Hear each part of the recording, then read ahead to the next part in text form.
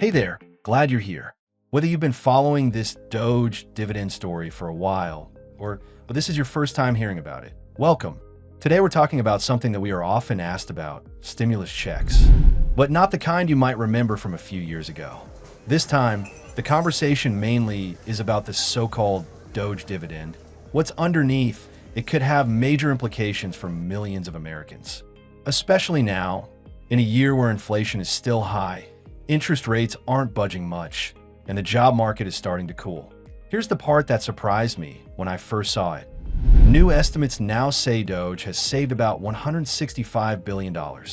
And if those savings were somehow approved for distribution, the average payout might be a little over $1,000 per taxpayer.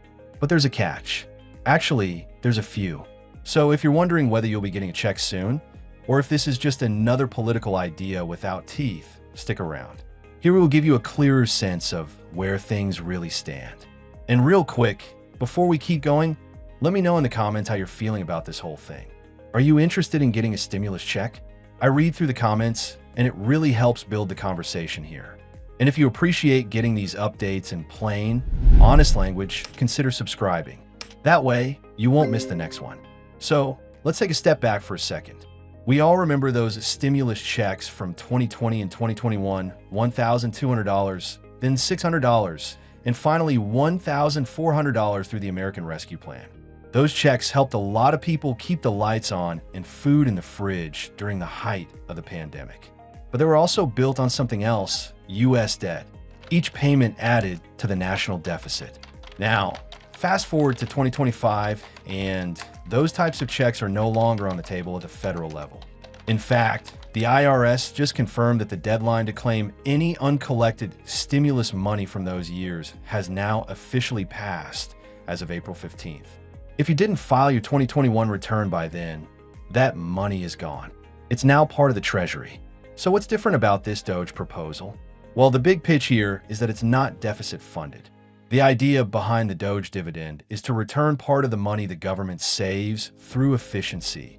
Things like canceled contracts, automation, and consolidating services. That's where Elon Musk and the Department of Government Efficiency, or DOGE, came in. Musk was appointed to lead this agency by President Trump with the goal of saving $2 trillion in federal spending.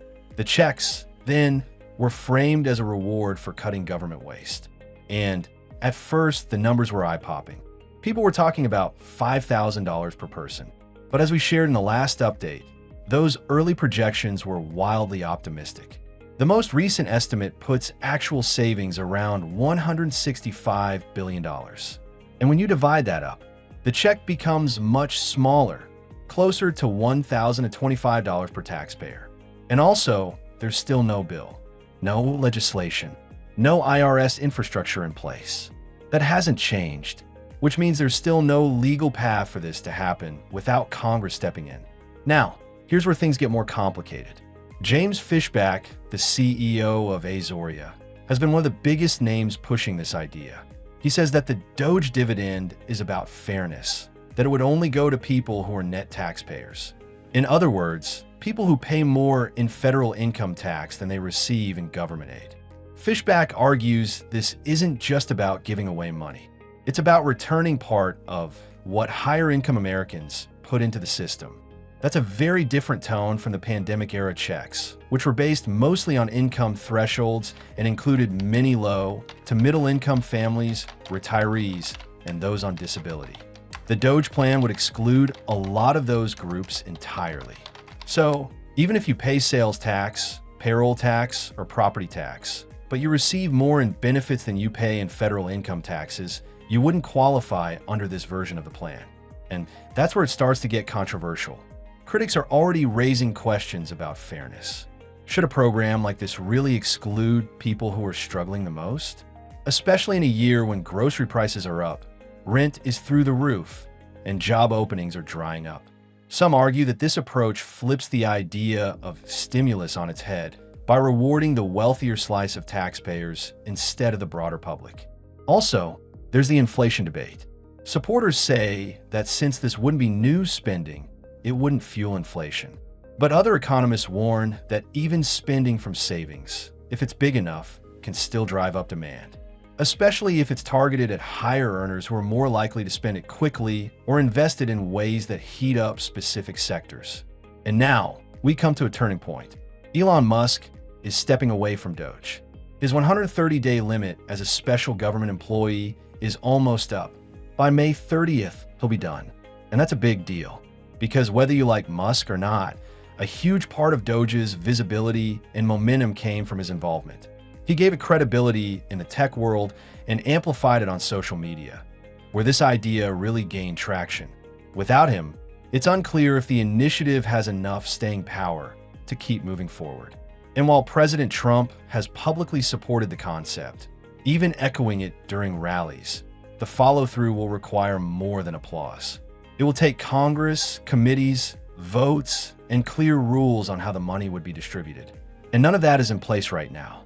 What we're left with is something that's caught between policy and politics.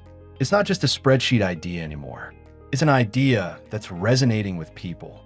Even if it never happens, it's shifted the conversation around how the government could approach relief by focusing on performance and savings rather than just borrowing money. That doesn't mean it's perfect, but it does mean it's tapped into something deeper. You see, people want accountability. They want to know where their tax money is going. And some want to see something come back, especially after years of uncertainty. Meanwhile, states like New York are doing their own thing. Governor Hochul recently announced a $2 billion inflation refund that's going out to over 8 million residents. These aren't huge checks, anywhere from $150 to $400 depending on income, but they're real. And they're happening now.